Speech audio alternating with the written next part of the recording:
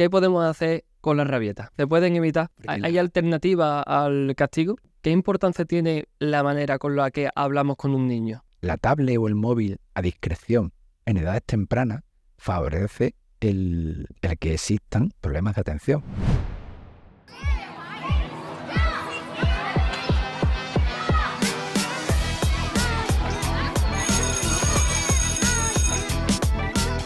José Antonio, ¿qué tal? ¿Cómo estás?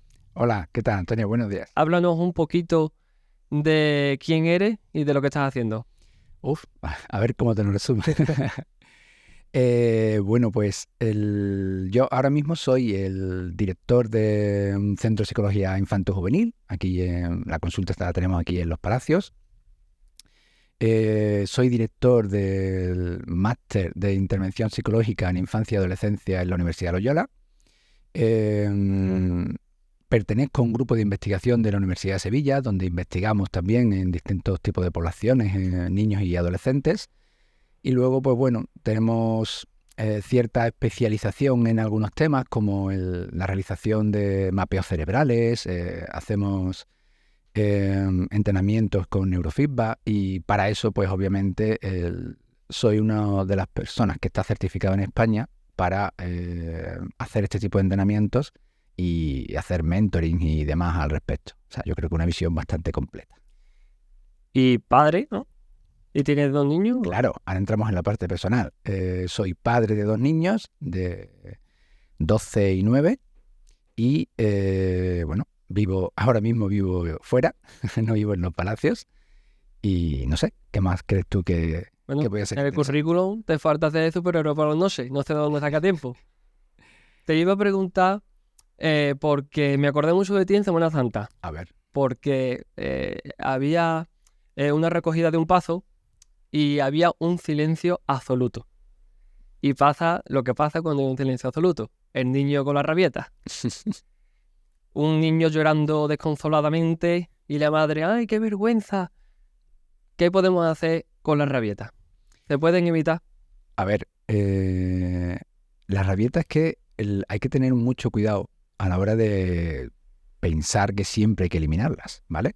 Si una rabieta es la expresión emocional de un niño que está mostrando que no está de acuerdo con eso que está pasando. Si el niño en ese momento tiene... Porque claro, no me has dicho la edad del niño que lloraba. Eso es importante. Niño pequeño. Tenía 5 o 6 añitos. Claro, si yo en ese momento tengo hambre, frío o cualquier otra necesidad, simplemente quiero que mi madre me coja y mi madre no me echa cuenta, ¿vale? ¿De qué otra manera puedo decirte que eso que yo estoy sintiendo no es adecuado, que a mí esto no me está afectando? Si yo te digo, mamá, y mi madre no me echa cuenta, pues subo el listón, ¿no? Y lloro. Si mi madre además siente vergüenza y me ignora y genera ahí incluso un enfado, cuando yo veo a mi madre que está enfadada y me está mirando de esa manera, ¿tú crees que el niño entiende, ahora es el momento de callarse? ¿A que no? No. Estamos provocando esa reacción contraria, ¿no? Entonces, la rabieta no deja de ser una reacción emocional, ¿vale? En la que el niño expresa algo, normalmente frustración, porque algo que él está buscando no aparece. Y bueno, en la gran mayoría de las ocasiones sí es verdad que hay que hacer algo para que eso desaparezca, pero para que desaparezca no la rabieta, sino la necesidad que el niño tiene a la hora de mostrarnos eso. Claro, si la rabieta aparece porque no me quiero ir a la cama a las 10 de la noche, donde ahí habrá que actuar de una manera. Si la rabieta es porque no quiero ir al cole por la mañana, habrá que actuar de otra. Y si la rabieta es porque estoy aburrido a la 1 de la mañana viendo un paso de Semana Santa que no entiendo qué hago allí, pues habrá que hacer otra cosa, ¿no? Entonces, claro, yo me lo tomaría más bien no como algo negativo, sino en la dirección de por qué el niño en ese momento ha mostrado esa rabieta, ¿vale? Y a partir de ahí pues podemos jugar a ver qué hacemos con ellas. Ok, y claro, estos actos suelen tener la consecuencia de te has portado mal, te castigo. Claro. ¿O no? O no, pero ¿O no? ¿hay alternativa al castigo? Claro, a ver, de hecho, el castigo siempre tiene que ser la última opción. Te lo planteo desde un enfoque más psicológico, ¿vale? Cuando un padre demanda, oye, ¿cómo soluciono yo estas rabietas en mi niño? ¿Vale? Lo primero que tú tienes que hacer es entender cómo funciona esa dinámica de casa. Porque la rabieta de la 1 de la mañana o la de las 9 de la mañana en la puerta del cole no es eso en ese momento. Implica toda la dinámica de casa, qué tipo de relación, qué tipo de vínculo hay entre esos padres y ese niño, y eso es lo que te determina por qué el niño en ese momento está teniendo ese tipo de reacciones y a partir de ahí, qué podemos hacer para mejorar eso. Cuando tú tienes un niño pequeño, la rabieta se controla en la gran mayoría de ocasiones trabajando con los padres. Enseñas a los padres a cómo crear una dinámica de funcionamiento distinta que hace que cuando el niño va a empezar a llorar, si tú tienes los recursos, seas capaz de redirigirlo. Si estamos hablando de una frustración por algo, ¿no? Yo qué sé, pues tengo la rabieta en el súper porque quiero que me compres un paquete de patatas y tú me has dicho que no. Si yo tengo recursos, voy a ser capaz de redirigirte hacia otra circunstancia, ¿no? Tengo que ser capaz de cambiar ese estado emocional que tú estás sintiendo. Si no tengo recursos y me enfado contigo, normalmente la rabieta lo que hace es empeorar, porque normalmente los padres ignoran a los niños en ese momento, lo que potencia que el niño suba la reacción que está teniendo. Es lo que se espera, además, vaya. Y en esas dinámicas que tienen que aprender los padres, es importante establecer límites con los niños y que tengan una rutina. Los límites son imprescindibles siempre. ¿Tú te imaginas que en esta sociedad no hubiese límites? ¿Vale? Sería fantástico. Un caos. Un caos, claro. El problema que tenemos, Antonio, es que muchos padres asocian el poner límites con el poner normas para castigar, que no tiene nada que ver, ¿vale? Si yo le pongo un límite a mi hijo, parece que lo tengo que castigar con algo.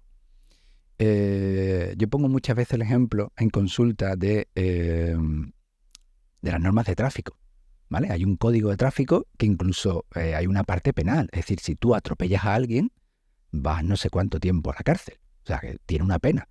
Y yo pregunto a los padres, ¿tú cuántas veces has atropellado a gente este año? No, yo ninguna, por suerte, y espero no hacerlo nunca. Estupendo. Pero eso no implica que el límite no esté ahí. Porque si a alguien se le pasa por la cabeza, oye, ¿puedo hacer esto? Sabe que hay un límite. El que tú tengas se confunde el tener una estructura con ser estrictos. Y no tiene nada que ver. La estructura en una dinámica de casa le da a los niños estabilidad. A los padres les da estabilidad porque todo el mundo sabe lo que hay que hacer, ¿vale? Y se confunde el tener esa estructura con ser estrictos, que implica perder toda flexibilidad, no tener ese contacto con el niño, y esa confusión hace que muchos padres no pongan límites en casa. Y claro, con la consecuencia, valga la redundancia, del problema que eso genera, claro. La mayoría de estas rabietas son generadas por la frustración, por la impotencia del quiero algo y no lo tengo, quiero algo y no me lo dan. Por lo tanto, ¿hay estrategias para manejar la frustración en los niños? Vale, mira, el ejemplo del supermercado, ¿vale? Que es un poco el ejemplo estándar de la rabieta. Sí. Eso puede pasar en cualquier tipo de familia. Es decir, tú puedes tener una dinámica de funcionamiento familiar fantástica en el que tienes unos límites claros, los padres apenas se enfadan porque solo marcando un poco las pautas ya los niños lo controlan y saben funcionar. O puedes tener o no puedes tener dinámica de familia en la que no hay estructura, no hay límite y los niños van pues reaccionando prácticamente a casi lo que se les antoja en cada momento, ¿no? En cualquiera de los dos ambientes que son opuestos puede aparecer esa situación de quiero el paquete de patatas, ¿vale? Y en este momento, pues yo qué sé, son las 2, vamos a comer ahora, vamos a almorzar, no te lo puedo comprar. La gran diferencia está en que donde tú tienes una buena estructura familiar, ¿vale? Significa que el niño, cuando vea la reacción un poco, imagínate, ¿no? Pongo a la situación de que el padre se acerca a él un poco más serio y le dices, son las 2 menos 5, tú sabes que en casa comemos a las 2 y cuarto, hemos venido por, yo qué sé, pues nos hacía falta pan, ahora no te puedo comprar paquete de patatas, ¿vale? Manteniendo ahí cierta distancia, con la cara un poco más seria, sin llegar a estar cada enfadado, sino un poco, simplemente, a mí me gusta la palabra distante, ¿vale? Porque si tú estás enfadado, yo no puedo estar bien contigo. Pero sí te tengo que hacer ver por qué yo estoy un poco más serio, ¿no? Que me estás montando el pollo en el supermercado. Después de haberle dicho eso al niño, me tiendes la mano, venga, vámonos. Si tu dinámica funciona, el niño me va a decir, es que yo quiero patatas. Digo, bueno, pues ya veremos si después te las podemos comprar o no, o ya veremos si esta tarde las puedes comer o no, pero ahora mismo no es el momento. Si la dinámica es buena, el niño eso lo va a entender. Si tú vives sin límites, el niño no va a entender por qué en ese momento no puede comerse las patatas y te las va a reclamar como ha hecho siempre, ¿vale? Claro. Cuando el padre le diga, es que aquí no te las voy a comprar porque ya es tarde, por no sé cuánto, y empiezas como a negociar con el niño a las 2 menos 5, el niño llorando. Si tú negocias con un niño enfadado, estás validando al niño en ese momento. El niño aprende que eso es una buena manera de negociar contigo. De hecho, eso suele fomentar la rabieta y suele hacer que una rabieta que suelen empezar los 2, 3 añitos, pues te llega a los 10 y Más fuerte. más fuerte, con mucha más intensidad. Entonces, ahí es donde hay que tener mucho cuidado porque las rabietas las mantenemos los padres y profesores. Lo que veo entonces importante también es entender el enfado del niño. Que a veces nos enfadamos con el niño porque está enfadado. Entonces Claro. entramos en un bucle. Exactamente. ¿Qué importancia tiene la manera con la que hablamos con un niño? Yo no te diría qué importancia tiene, te diría si hay algo más importante que eso. Es decir, porque en esa manera ya no es de... La manera de hablar implica la manera en la que tú te estás vinculando a ese niño. Estamos hablando, entiendo, ese niño cuando Claro, hablas de tu hijo. 5 o 6 añitos, 5 Claro. añitos. Si es de tu hijo, ¿vale? Esa manera de hablar es la manera en la que tú te vas a vincular a él. Ya estaríamos hablando del tipo de apego que nosotros queremos para nuestro hijo, Claro. ¿vale? Si cuando un niño es pequeño, su capacidad de entender el lenguaje no es tanto lo que se dice, sino el tono y la forma en la que se lo dices. Muchos padres se olvidan de que a un niño de 5 años tú no lo puedes hablar como un adulto. Y muchos padres te dicen, no, pero es que a él se lo dice y lo entiendes. Claro, la idea general la entiendes.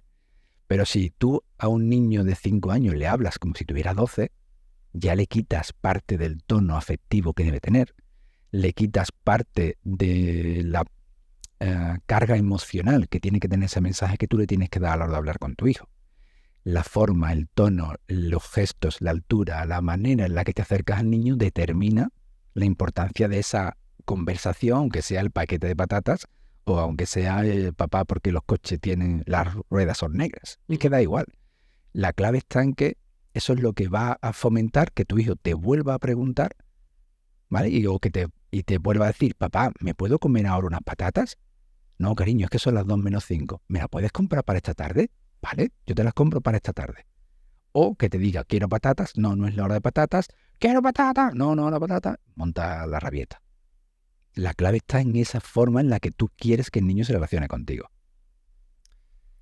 Y ahora, José Antonio, si pasamos al ámbito educativo, si nos vamos ahora a clase, ¿Mm? te pongo un ejemplo. Venga.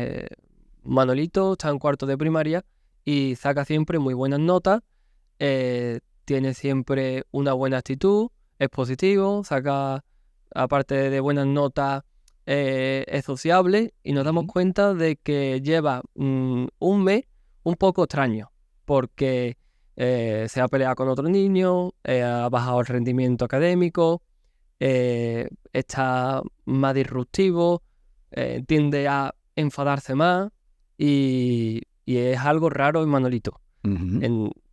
¿Tiene que ver algo la familia? ¿Hay algunos indicadores que nos digan que tiene que ver en el ámbito familiar estas emociones? A ver, la manera en la que el niño va a reaccionar va a ser siempre la misma. Es decir, todo lo que tú has descrito, ¿vale? Es la manera en la que un niño muestra que hay algo que no va bien. Claro, si esto viene por el hecho de que pasa algo en la familia o que hay un compañero que le está molestando, es lo que tienes que averiguar al profesor. Claro, el primer paso sería hablar con la familia y decirle, oye, ¿pasa algo en casa? Mira, hemos visto que han bajado las notas, no lo veo igual de concentrado, está un poco más susceptible, se enfada antes. No sé si eso pasa solo aquí o pasa también en casa. Según la respuesta de los padres, imagínate que los padres te dicen, pues mira, yo qué sé, pues el abuelo está enfermo, está en el hospital, yo estoy pasando menos tiempo en casa, tal. Vale, suficiente. Lo típico, nos estamos separando. También, bueno, lo podríamos justificar por ahí. Respuesta contraria, no, en casa no hemos notado nada, es verdad que también hemos visto eso, pero lo hemos notado un poco más así, lo hemos intentado hablar con él, pero no nos ha dicho nada. Entonces yo sí diría, oye, cuidado, porque puede ser que en el cole haya un factor que está provocando esa respuesta. Si hemos descartado la casa, que yo creo que es lo primero que hay que descartar siempre, vamos luego a investigar un poquito en clase. Ahí sí puede haber algo en clase que esté haciendo que él reaccione de esa manera. Pero primero habría que descartar uno y después lo otro. Vale, y los factores son los que tú has mencionado. Y si, claro, y si nos damos cuenta que es en casa, vamos a hablar de las dos cosas que has dicho. Una, la separación de los padres. ¿Vale? ¿Hay algo que podemos hacer los maestros? Los maestros podéis darle el margen y el apoyo para que si el niño se encuentra regular os lo pueda comentar. Es decir, aquí sería clave, bueno, tú has dicho niño de cuarto, ¿vale? Claro, un niño de cuarto, esos 10 añitos, ¿no? De media más o menos, realmente ya tienes a un chico que tiene ideas muy claras, ¿no? De cómo funciona el mundo, ya tiene su autoestima formada, ya es lo suficientemente capaz como para entender qué significa que los papás se están divorciando. Claro, si tú tienes como profesor una buena relación con el chico o lo ves raro y te acercas un poquito a él, te implicas, le abres un poquito la puerta, el niño va a poder contarte y va a poder abrirse a ti. Y si tú un día ves que en clase está un poquito más perdido y tú dices, oye, como hoy te veo un poquito más así, mira, esto que estamos haciendo, el primero no me lo hagas, da igual, vete al segundo, que yo sé que tú esto lo sabes hacer, y así te pones un poquito, o solo hazme esta parte, porque veo que hoy te encuentras regular, no pasa nada, tú no te preocupes, tal. Entonces el niño va a sentirse comprendido, va a sentirse respaldado por su profesor, y es muy fácil que en cualquier otro momento te diga, pues profe, ¿sabes que hoy estoy muy triste porque ayer vi a mamá y a papá a discutir? ¿Vale? Entonces ese pequeño apoyo, que no deja de ser un apoyo, pero claro, para un niño, su tutor en cuarto de primaria todavía Claro. es media vida. Entonces es súper importante a nivel emocional.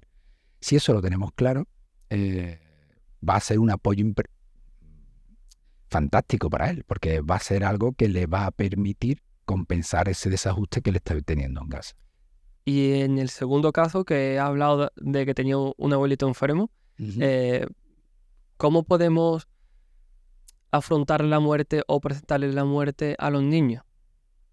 Que no sea demasiado fuerte, pero tampoco demasiado Disney. Claro, es que lo de hablar de la muerte sin que haya muerte es un tema muy delicado. ¿Por qué? Porque depende mucho de cómo se enfrenta ese concepto muerte desde la familia.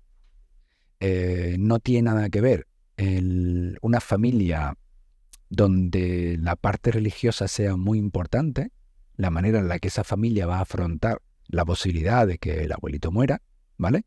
A la familia que a nivel de religión no tenga ningún tipo de vínculo, no tenga ningún tipo de idea y simplemente lo vea como, bueno, otro paso más. Claro, la filosofía familiar va a determinar muchísimo el enfoque del niño a la hora de afrontar ese duelo por la pérdida del abuelo. Yo sí que en lugar de globalmente lo haría por cada niño. Es decir, vuelvo un poco a lo que hemos planteado antes. Yo creo que una de las grandes habilidades de un tutor es conectar emocionalmente con sus chicos, ¿vale? Si tú conectas emocionalmente con tus alumnos, vas a ser capaz de adaptarte a cada alumno y que ese alumno en concreto, da igual que sea de un tipo o de otro, tenga la confianza suficiente para decirte, maestro, es que me encuentro triste porque, o tú le preguntas, oye, ¿cómo está tu abuelito? Pues estoy triste porque me ha dicho mamá que abuelito está muy enfermo, me da miedo que se muera, me da miedo que no verlo más. Entonces tú a partir de ahí, en función de lo que ese chico te ha transmitido, tú ya tienes la capacidad, sabiendo que has conectado con él, sabiendo cómo es, que es, porque claro, no es lo mismo el niño que tú has descrito, ¿no? Perfeccionista, bueno, intelectualmente habilidoso, del perfil opuesto. Entonces tú tendrás que adaptar la manera en la que le apoyas a uno o a otro. Pero una vez que has conectado y él se te está abriendo, ¿vale? Ya le estás ayudando, porque esa es tu función, hacer un poco de sostén de esa parte emocional del niño. Y ahí lo vas, el niño se va a quedar muy tranquilo cada vez que te pueda decir, profe, es que me da miedo que mi abuelito se muera. Y eso a él ya le está ayudando. De acuerdo. Si tenemos otro ejemplo, Venga. ¿hay algunos indicadores o alguna manera de ver de que un niño puede tener TDAH. Uf. Es algo demasiado amplio y general, lo sé, pero ah, te diría que si hay algunos indicadores comunes que, Vale, mira, que tú puedas deducir aquí. vamos al tema. El TDAH, em, por suerte o por desgracia, es uno de los sacos rotos donde acaban muchos perfiles que no son TDAH, ¿vale? Eso ha hecho que haya lo que se llaman muchos falsos positivos, es decir, niños que no son TDAH y que han sido diagnosticados como TDAH, o falsos negativos, es decir, niños que son TDAH, pero como está tan de moda hablar de TDAH, pues no se les diagnostica porque... Esto me recuerda a la madre diciendo, mi niño no es hiperactivo, lo que pasa es que es muy nervioso. Exactamente, y el padre era igual. Es verdad. Hay que añadir, y el padre era igual. Entonces, fíjate que muchos padres, empiezo por lo último, ¿no? Lo del padre era igual, pues yo lo escucho mucho. Y claro, el TDAH tiene un componente genético bestial, está muy estudiado. Entonces, el hecho de que el padre fuese igual, en realidad está poniendo la balanza a favor de un posible diagnóstico de TDAH, porque realmente nos está hablando de ese componente genético. El TDAH se basa en 3 síntomas principales que podemos romper luego un poquito más. El tema de la dificultad de atención, el tema del autocontrol, de la impulsividad y la hiperactividad. Te digo algunos rasgos que hay que tener en cuenta para poder valorar eso, ¿no? Cuando hablamos de problema de atención, hablamos no de que el niño no tenga atención, ¿vale? Hablamos de que el niño no es capaz de manejarla. ¿Por qué te diferencio esto? Una cosa muy frecuente es si el niño es capaz de jugar a la Play, si el niño es capaz de ver una película, no puede tener un problema de atención. El problema de atención aparece se podría definir como la incapacidad de mantener la atención ante una tarea que te exija un esfuerzo mental continuo, ¿vale? Es decir, escuchar a mi profe explicar historia o ponerme a leer si a mí leer no me gusta, ¿de acuerdo? Pero si yo estoy jugando a la Nintendo, ¿vale? Y la Nintendo me está dando un estímulo cada medio segundo, obviamente a mí eso me gusta, me motiva, me tiene la adrenalina hasta arriba y eso provoca que yo no tenga ninguna dificultad en mantener la atención. ¿Hay chicos con déficit de atención que no juegan a la Play porque se aburren? Sí, pero hay muchos otros que teniendo un déficit de atención bestial son capaces de jugar a la Play sin ningún tipo de problema. Y eso está demostrado y ahí no hay duda al respecto, ¿vale? Entonces muchos padres hablan de que no hay un problema de atención porque el niño es capaz de focalizar en ciertos momentos. ¿De acuerdo? Entonces, aquí la clave está no en que no tenga atención, sino que el chaval no es capaz de decidir cuándo la pongo y dónde y cuándo la pongo, ¿vale? Si tú eres hay un hecho que está pasando mucho, y es que chicos que intelectualmente son buenos, claro, en los niveles más bajos de primaria no suelen tener dificultades académicas, porque no me requiere atención aprender a leer, porque he aprendido sin ningún problema, escuchar la explicación de mi profe de la parte de las plantas, porque no me supone ningún problema. Yo con escucharla una vez, ¿vale? Pues tengo suficiente. Claro, el problema va a aparecer cuando estemos en un quinto, donde ya tenga que hacer ese esfuerzo de estudiar algo por mí mismo, de escuchar una explicación un poco más larga. Ahí es donde ya ese problema de atención sí que implicaría esa dificultad. Entonces, claro, ya llegamos a un quinto en el que ese niño que aparentemente en primero y segundo sacaba todo sobresaliente, tercero y cuarto bajó un poquito la media porque ya había que esforzarse un poquito más y tal, y ya en quinto ha pasado a tener un problema. Te dicen los padres, ¿cómo va a tener TDAH si hasta ahora nunca ha aparecido nada? ¿Vale? Son 3 veces que hemos diagnosticado TDAH en primero bachillerato, o sea, para que te hagas una idea, ¿vale? Tenemos la parte impulsiva. Estamos hablando de dar respuestas sin tú controlar. Tú puedes tener impulsividad cognitiva, es decir, impulsividad solo a nivel de funcionamiento cognitivo, o puedes tener impulsividad conductual, ¿vale? Incluso social, exclusivamente, ¿no?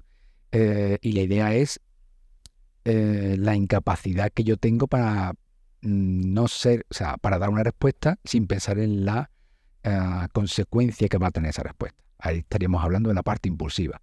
Y luego tenemos la hiperactividad, que es como de la que todo el mundo habla, pero sin embargo la investigación dice que es el perfil menos frecuente.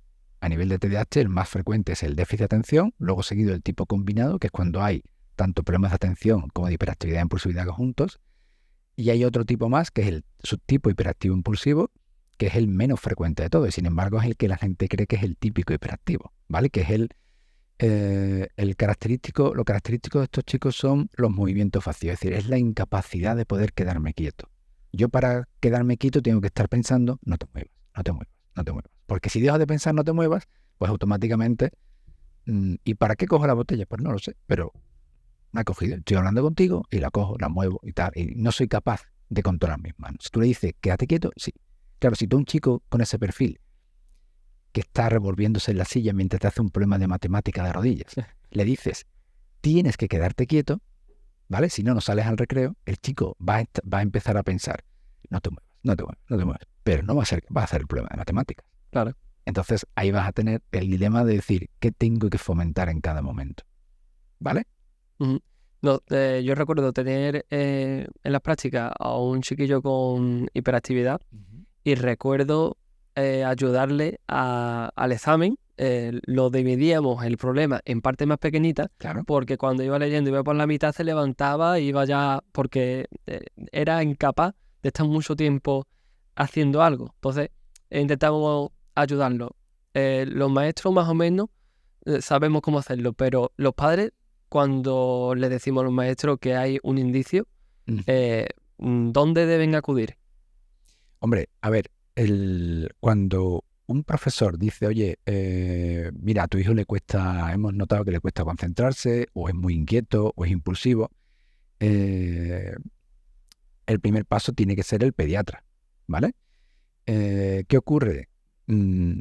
Esto, se supone que los pasos son, tú vas a pediatra, si su pediatra lo valora significativo, le pasa un pequeño cuestionario y tal, lo deriva a salud mental y bueno, pues ahí ya se supone que si salud mental lo estima oportuno, puede pedirle incluso al departamento de orientación del cole que evalúen al niño y es un poco el proceso hecho a través del ámbito aquí en Andalucía de la seguridad social.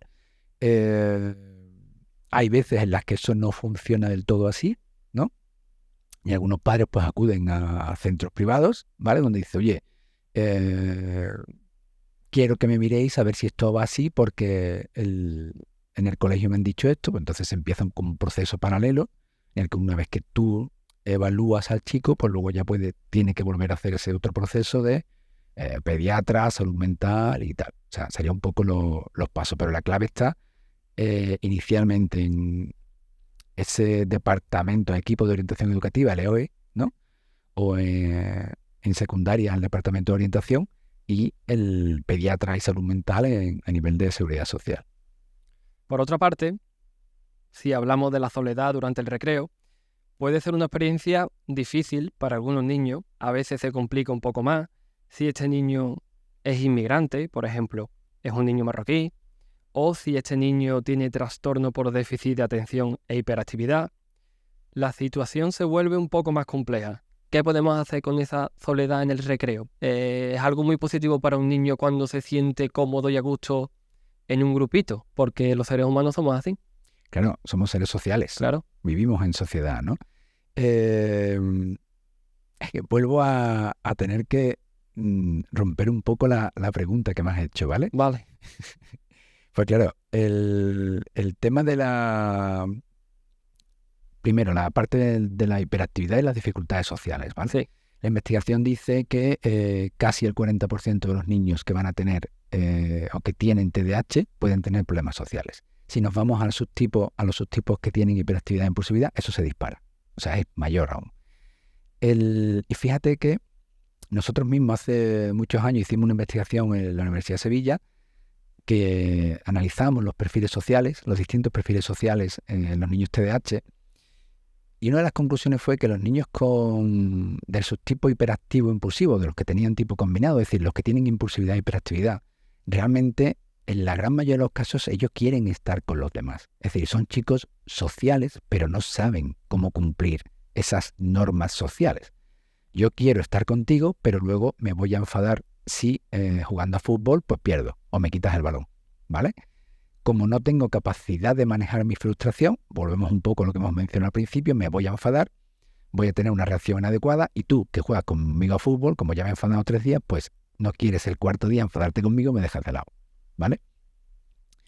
Te lo planteo así porque, claro, ese chico necesita un tipo de intervención para mejorar esas habilidades sociales dentro de ese grupo en el que no es capaz de cumplir las normas o en el que le cuesta mucho integrarse, aunque él está deseando estar en un grupo. Lo que pasa es que no sabe cómo. Luego tenemos un poco el perfil opuesto, los niños que tienen déficit de atención. Estos chicos suelen ser chicos que tienden a apartarse del grupo, ¿vale? No todos, ¿vale? Por suerte los problemas sociales de los niños con déficit de atención no es ni de lejos en los mismos porcentajes que los niños hiperactivos impulsivos. Y cuando aparecen estas dificultades, en la mayoría de los casos suelen ser problemas de apartamiento, es decir, son chicos mucho más inseguros, más retraídos, un poco más tímidos, que además viven muy en su mundo, que les cuesta estar pendientes de distintas conversaciones, ¿no? Yo escucho mucho eso de José Antonio, cuando estoy con un amigo, sí, pero cuando tengo varios, claro, tener que estar pendiente a la conversación de todos, alguien dice algo, yo me lo pienso, se me va, y cuando vuelvo, ¿vale? Es como, están hablando otra cosa y yo no tengo ni idea por qué, y los otros dos pues han seguido hablando. Si eso estoy en 1-1, no se nota tanto, pero cuando hay varios sí que me cuesta. Entonces, cuando me voy haciendo mayor, tiendo a apartarme del grupo, ¿vale? Eso es otro tipo de problema que obviamente necesita una solución diferente a la que hemos mencionado del perfil primero. Y luego está el grupo, otro grupo que has dicho es el grupo inmigrante, ¿vale? Claro, si tienen dificultad en el lenguaje, si vienen de culturas distintas, la manera de relacionarse con otros chicos es distinta, obviamente necesitan un enfoque distinto. ¿Qué necesitan todos? Pues esos recursos para poder funcionar en grupo, porque realmente en primaria, en primaria y secundaria la parte social es clave. En secundaria juega un papel y en primaria otro, pero realmente es clave y tiene que ser desde el centro, ¿vale? Una vez que tú eres consciente de que estos chicos en los 3 perfiles hay esa necesidad, ser capaz de trabajar con el grupo clase, ¿vale? Por un lado, para que, claro, el chico inmigrante necesita ese apoyo del grupo clase. El chico inatento necesita que el grupo clase le abra un poquito, sea un poquito que tire más de él. Sin embargo, en la parte hiperactivo impulsivo, la clase necesita ser un poquito más permisible, flexible con este Manolito que hemos hablado antes, y Manolito necesita aprender, ¿vale?, a cómo regularse para no machacar o quemar a sus amigos. Pero claro, como tutor tienes que tener esos distintos enfoques para poder enfocar todas las distintas necesidades de cada chico. De acuerdo. Y claro, habría que fomentar un poquito más la empatía, desde clase y desde casa. Efectivamente.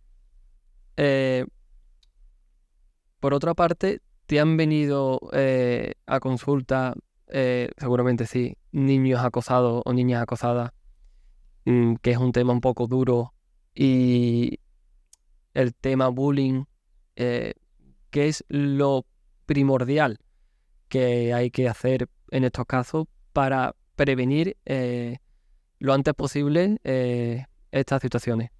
Claro, a ver, si hablamos para evitar que el tema bullying aparezca, ¿vale? Las dinámicas dentro del aula son imprescindibles. Si tú tienes lo que hemos dicho al principio de esa complicidad con tus distintos alumnos, ¿vale? Sabes quién es un poco pues los que llevan los cabecillas, ¿no? Los que suelen actuar un poco por llevar un poco más la iniciativa de la clase. Sabes quiénes son un poco los más retraídos, los que no van a levantar nunca la mano, los que no participan en los grupos si tú no tiras de ellos.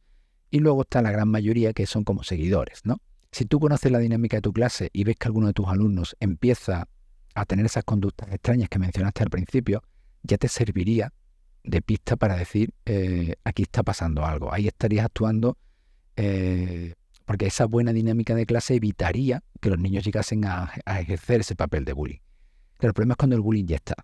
Es decir, cuando a lo mejor tu clase funciona, pero tú eres tutor de tercero y ha venido uno de quinto a molestar a uno de tus chicos, ¿no? Y tú, ya, cuando eres consciente de eso, porque alguien te ha dicho, maestro, es que a Manolito pues le está pasando esto porque este niño viene en el recreo y le pide el bocadillo, o se mete con él, o le hace tal broma, ¿vale?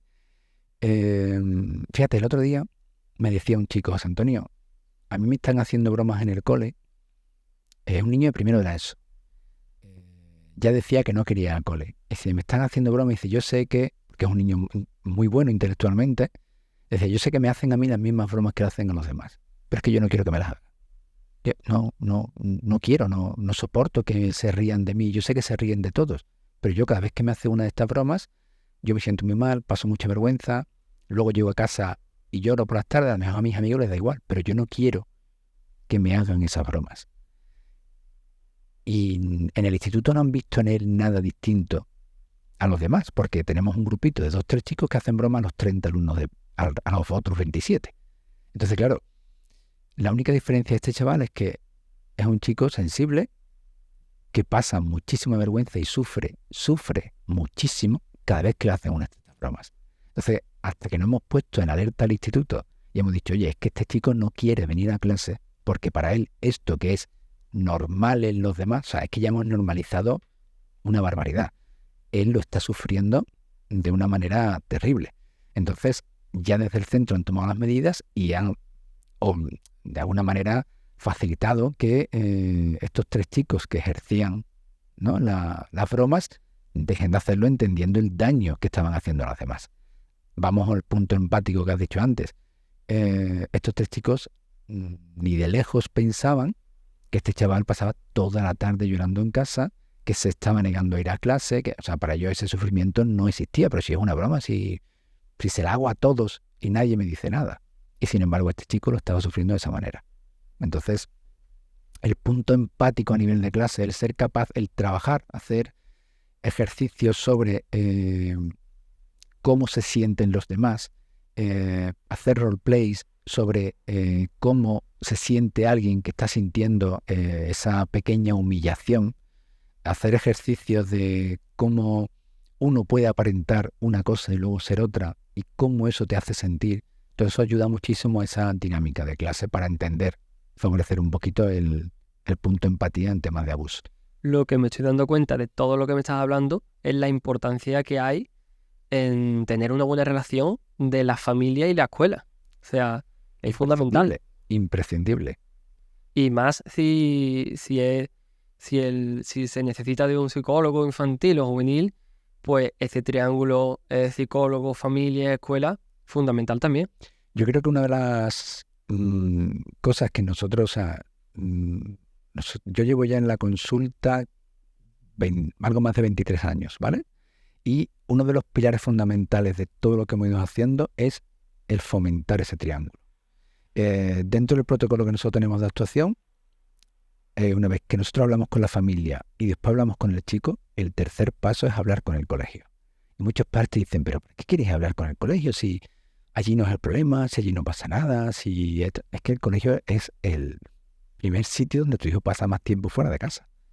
Y el tutor pasa 5 horas con el niño y lo ve en relación a otros 23, 24, 25 niños y tiene una... Yo hablo un poco del baremo media, ¿no? Él sabe, porque el contexto grupo de ese niño es su media. Ese es su contexto clase, su sociedad, donde se está moviendo realmente. Entonces el profesor, el tutor, se convierte en la referencia ideal para valorar qué necesita ese niño. Pues tú puedes ser movido y vas a hablar con el tutor y te dices, no, es que esta clase es tremendamente movida, él es el que menos se mueve de todos los que tenemos aquí, pues se acabó la hiperactividad. O al revés, ¿no? Alguno que destaca como hiperactivo, te dice el tutor, José Antonio, es que en esta clase hay 20 niñas, hay 3 chicos, claro. Y pobre, te mueves 2 veces y eres hiperactivo. Porque, claro, ¿sabes lo que te quiero decir? Entonces, ese contexto clase es imprescindible. Y esa comunicación, esa tríada de colegio, casa, psicólogo en este caso, ¿no? Es imprescindible para ver. De hecho, pasa muchas veces con los problemas de conducta, que el problema de conducta aparece solo en el colegio, solo en casa, ¿vale? O solo en casa. Entonces, si el problema de conducta aparece solo en casa, te está diciendo que, bueno, hay que cambiar ahí. Si es solo en el colegio, bueno, pues ya tenemos otra pista. Si es común, ¿vale? Nos está diciendo otro tipo de cosas. Entonces, es imprescindible esa comunicación entre ellos y si estamos nosotros, pues entre los 3, para que realmente... Y además al niño le da una sensación de control, ¿vale? Seguridad, ¿no? Exactamente, ¿no? Porque el tú saber que desde el cole, o sea, desde casa controlan y saben todo lo importante del cole, ¿vale? Al niño le da una estabilidad, un marco donde tiene que agarrarse, ¿no? Y le permite también decir, no puedo superar estas líneas porque sé que en el otro ámbito se van a enterar o al revés, ¿no? Y eso yo creo que es muy positivo. Si ahora terminamos el colegio y ahora nos vamos a por las tardes, cuando llegan los niños a casa, hay una cosa que me da un poquito de pena, que es cuando llegan los niños con la mochila tan grande, con una cantidad de deberes horribles, que me da mucha pena porque las criaturas tan chiquititas se levantan a las 8 de la mañana, se pegan una paliza, llegan a casa cansados y tienen 3 o 4 horas de deberes por la tarde. Es una barbaridad.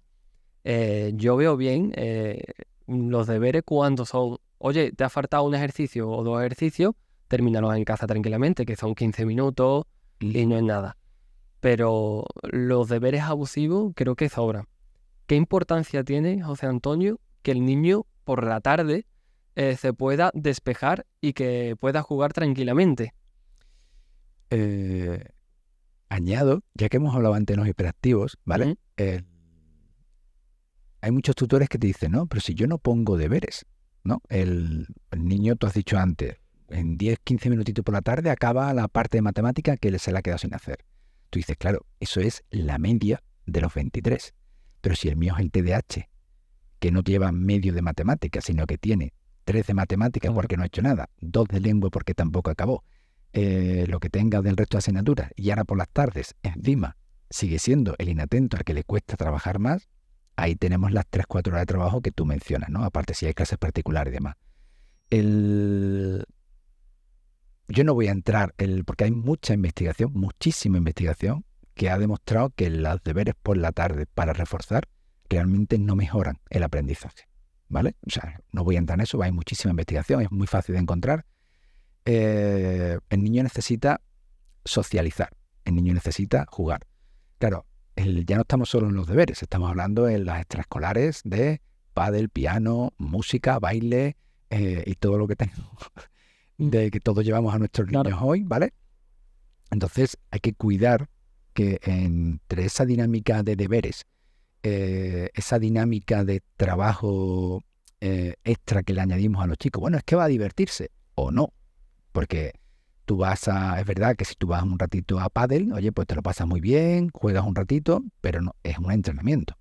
La parte de juego implica un puntito de libre albedrío, porque estoy jugando, que no tengo, porque tú le dices a los padres, bueno, y cuando sales del pádel, no, cuando sales del pádel nos venimos que tenemos que hacer la tarea, o ya no nos da tiempo a nada, porque luego tiene que estudiar no sé qué. Entonces realmente es verdad que hemos cubierto en muchas de estas actividades extraescolares la parte de las relaciones sociales, pero no en un entorno de juego, que es lo que favorece y los niños necesitan en esa época. Y además está muy investigado todo lo positivo que aporta el juego, juego parque, juego calle, juego, aunque sea juego casa con mi hermano a los Playmobil, pero eso es fantástico y eso ya, por desgracia, cada vez se hace menos.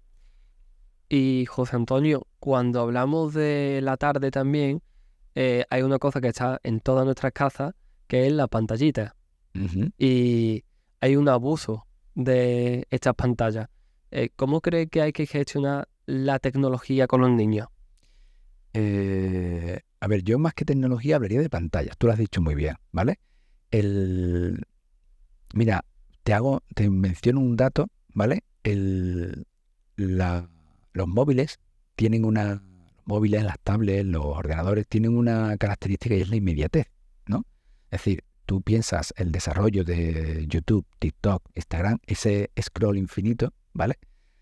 Tú ves a un chico de 13 años viendo TikTok y normalmente es un plom, plom, plom, es automáticamente. Ves algo y mira que son cortos, pues la mayoría no los terminan ni de ver. Siguen pasando, ¿vale? Claro, estamos muy acostumbrados a satisfacer esa necesidad inmediata y rápida, ¿vale? Cuando tú luego te pones a estudiar, ¿de acuerdo? Tienes el problema de cómo te estimula a ti el ponerte a leer algo de conocimiento del medio, ¿vale?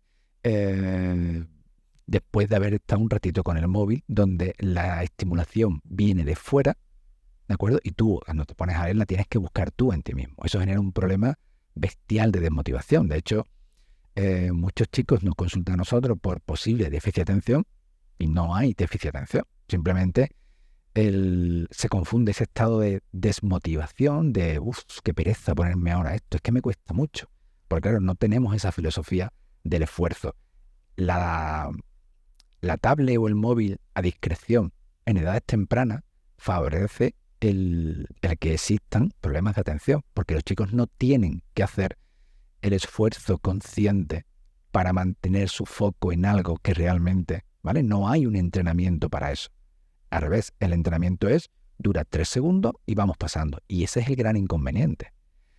Tú me dices, ¿hay un abuso de las pantallas? Sí, los padres permiten ese abuso de las pantallas, ¿no? Y a partir de ahí, oye, pues el regalo de comunión estrella cada vez. O sea, es que llevan mucho tiempo siendo un móvil.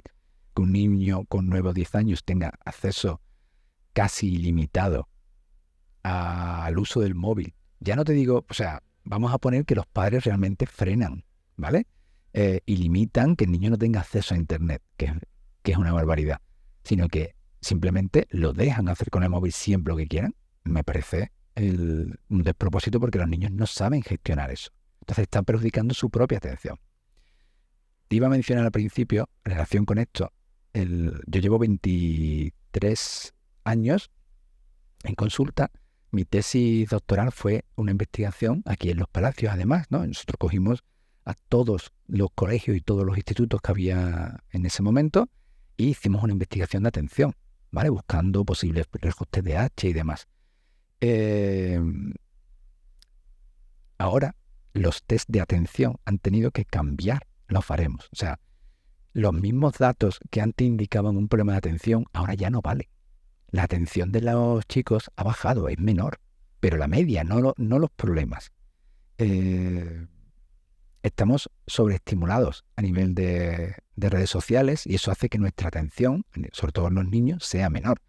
Eso hace, le sumamos la cantidad de azúcar, cafeína y demás que tomamos de forma frecuente y hace que nuestra capacidad atencional esté mucho más bajita que antes, está mermada. Y eso hace que a la hora, claro, lo que hace ahora mismo el baremo de un punto de corte para un niño con TDAH, ¿vale? Es mucho más bajo que el que había antes, porque ahora antes los chicos tenían más atención que ahora. Y eso tiene mucho que ver también con ese efecto pantalla. O sea que fíjate si esto es relevante o no. Y para las madres y padres que dicen, claro, yo entiendo de que los móviles pues son perjudiciales, pero es que yo no quiero que mi niño se quede atrás. Es que yo he escuchado eso también. Sí. Y entonces pues le tienen como 1 hora, el móvil solamente que lo puedan coger, o eso... Claro, a ver, si tú dices, mira, yo voy a... Que ahí hay una pequeña contradicción, porque dice, yo no quiero que mi hijo se quede atrás. O sea, si vamos a poner distintos rangos de edades, ¿vale? Porque si tú tienes un niño de 9 años, ¿vale? En tercero, que se está quedando atrás con respecto a los demás, ¿qué significa? Si tú en tercero con 9 años no tienes por qué tener Instagram, no tienes por qué hablar con tus amigas por WhatsApp, porque no tienes esa necesidad. Se supone que tú las vas a ver en el parque, las vas a ver en algún extraescolar y has jugado con ellas en otro lado. Pero si ahora las chicas te dicen, no, es que ya las amigas con 9 años no están saliendo al parque, sino cada una con el móvil de las madres se pone a hablar entre ellas. Claro, estamos generando un perfil actualmente adolescente en niñas de 9 o 10 años. Esa necesidad la hemos creado nosotros. Ahora, el usar el móvil de forma controlada, yo qué sé, pues a mí me gusta ver vídeos de ideas, ¿no? Mi hija, por ejemplo, ve vídeos de ideas. Le encantan los vídeos de ideas estos de trucos que hay en YouTube Kids. Entonces, pues el fin de semana, en el ratito que ella tiene su tablet, pues tiene ahí para ver sus vídeos de ideas y tal. Pero ella no tiene acceso a YouTube, ella no tiene acceso a Internet, no tiene ningún tipo de red social, no tiene ningún tipo de comunicación con las demás y queda restringido a estar con su tablet como como si fuera una consola, ¿no? Antes podía tener una Nintendo o tal y ella prefiere la tablet para ver su vídeo de ideas. Me parece bien. Tiene un tiempo limitado, controlado, que ella gestiona durante X horas, ¿no? Es decir, desde tal hora hasta tal hora ella tiene acceso y dentro de ese intervalo de horas tiene 1 horita puesta para que ella pueda dedicar tiempo. Perfecto, ¿vale? Por lo menos así lo valoro yo. El problema viene cuando tú lo tienes a tu disposición, no sé si lo has visto, los carritos de bebés con el móvil delante, ¿vale? Entonces, claro, eso es, no quiero que el niño mire a otro sitio, pero es que eso está generando otro tipo de problemas, porque el niño tiene que mirar a la cara. O sea, para que se desarrolle adecuadamente, tiene que estar mirando a la cara a sus padres, a la gente con la que se cruza, tiene que estar aprendiendo a mirarlo todo. Si tú miras solo la pantallita, ¿vale? Yo he escuchado ese argumento de, sí, pero es que le estoy poniendo no sé qué programa de inteligencia para bebés que como tiene colores y tiene tal y lo estimula, pues eso va a generar... Mismo, se me ha venido la frase de mi abuela de niño, te vas a quedar tonto con mirando el televisor. Hombre, Es que... tonto no, pero es verdad que el... Mira, hace poco estuvimos están haciendo en Valencia un estudio sobre el estado de la salud mental a nivel de infanto-juvenil en España, ¿vale? Y están haciendo reuniones, estudios de grupos focales en distintas provincias, Madrid, Bilbao, Valencia, Sevilla, sobre valorando el estado mental infanto-juvenil, ¿no? Y hablan con profesores, niños, psicólogos profesionales de la salud infanto-juvenil, pasan cuestionarios, pero además también se entrevistan con los niños, se entrevistan con los padres, con los profesores, con los psicólogos.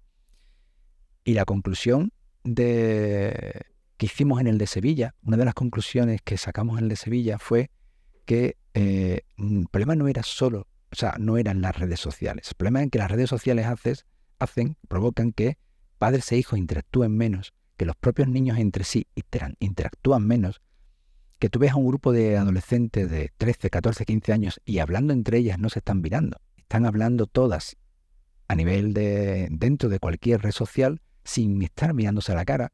Eso provoca que cuando yo tengo un problema con mi amiga no tengo capacidad de resolverlo con ella. Entonces se establecen problemas de vínculos, problemas de apego entre hijos y padres porque hay menor tiempo de interacción entre ellos, menor tiempo de interacción entre los propios chicos y claro, menos recursos, por lo tanto, menos habilidades que tengo yo para resolver eso que está pasando ahí, ¿no? Entonces lo típico de me ha dejado el novio por un mensajito de Instagram.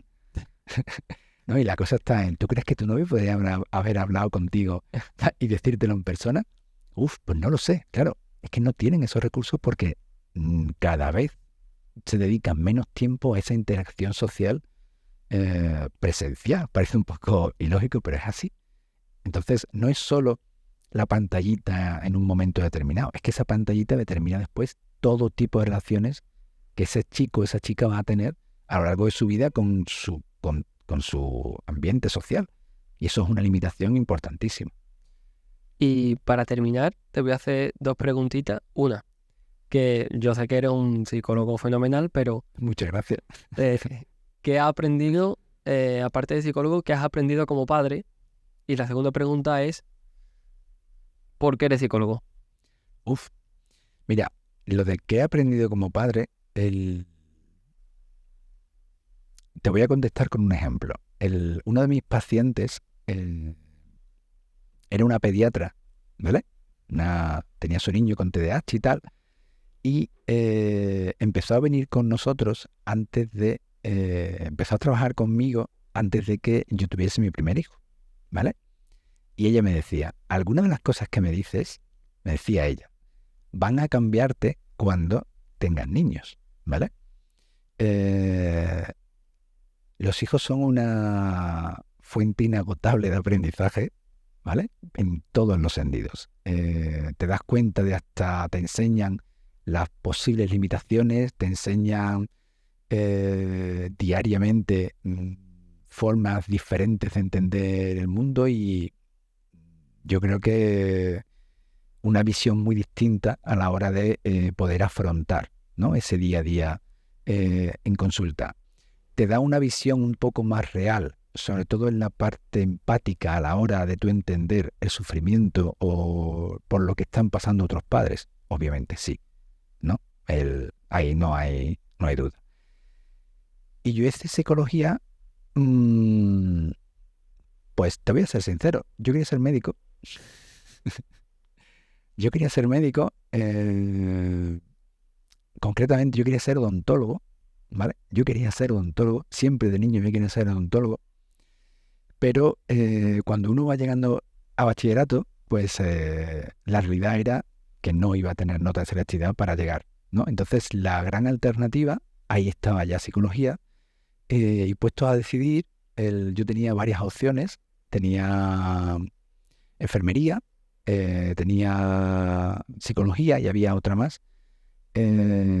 Y hablándolo con mis amigos y tal, me decía, tío, esto de la psicología es que es lo tuyo. A ti se te da muy bien, tú eres muy bueno cuando tal, te contamos historias, tú siempre nos ayudas, tú siempre tal. Y incluso mi familia me decía, es que tú, esto se te da muy bien. O sea, esto de echar el cable a los demás, de entenderlo y tal. Y pues eso provocó que me diese el empujoncito. De hecho, una de mis especialidades en la consulta es el tema del cerebro. Es decir, yo entré en psicología, pero es verdad que la visión que tenemos en nuestro día a día en la consulta es muy peculiar, ¿no? Y de alguna u otra manera estamos muy vinculados a esa rama que me gustaba, ¿no? De funcionamiento cerebral, de cuál es la dinámica o la justificación cerebral por la que hacemos las cosas. Y ahí al final hemos acabado haciendo una mezcla de ambas. Bueno, pues yo me he quedado a gusto. Yo ya he resuelto todas mis dudas. Y nada, José Antonio, muchas gracias por venir, que sé que eres un hombre muy ocupado y espero vernos prontito. Yo encantado de estar aquí, está súper cómodo. La verdad es que cuando quieras repetimos. De acuerdo. Hasta luego, gracias. Hasta luego.